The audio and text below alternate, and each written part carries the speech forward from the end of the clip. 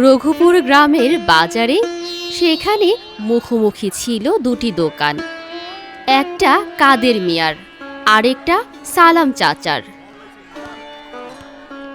চাচা, আমার মা অসুস্থ, আমার কাছে বেশি টাকা নেই, দয়া করে কিছু বাজার দেন, আমি টাকা হলে পরে দিয়ে দেব। আচ্ছা ঠিক আছে বাবা, নিয়ে যা, তোর টাকা হলে দিয়ে যাবি।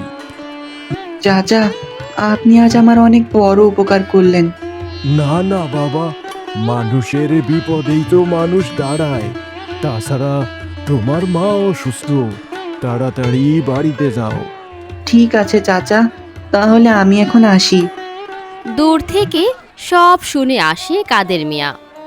এইভাবে বাকি দিতে থাকলে দোকান চলবো না চাচা। মানুষের বিপদ দেখে আপনি কি করবেন চাচা? আপনার তো মুনাফা দরকার। ওর মা অসুস্থ, তাই তাকে দিলাম। তাছাড়া সে বিপদে পড়ে এসেছিল। সে যদি টাকা না দেয় তাইলে আপনি কি করবেন? এই বিষয়ে আমি আর কোনো কথা বলতে চাই না, তুমি তোমার কাজ করো। ঠিক আছে চাচা, আপনি যেটা ভালো মনে করেন। পরের দিন সকালবেলা বেলাল নামে একটি লোক আসলো কাদের মিয়ার দোকানে। কাদের ভাই, কাল তোমার কাছ থেকে যে আমি চাল কিনছিলাম, কিন্তু বাসায় নিয়ে গিয়ে দেখি তোমার চাইলে ছোট ছোট পাথর আর ওজন কম। আরে ভাই, চাইল নেওয়ার সময় তো দেখা নিতে পারতেন। আপনি তখন বলছিলেন দেখার দরকার নেই, ভালো হবে। আমি এই ধরনের কোনো কথা বলি নাই, আপনি হয়তো শুনতে ভুল করছেন। মানুষের সাথে বাটমারি বাদ দেন, নয়তো বেশি দিন ব্যবসা করতে পারবেন না। বাজারে হইচই পড়ে যায়। মেম্বার আসে।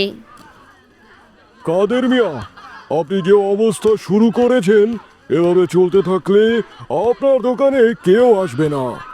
আপনি আমারে জ্ঞান দিতে আসবেন না, আমি জানি কেমনে ব্যবসা চালাইতে হয়।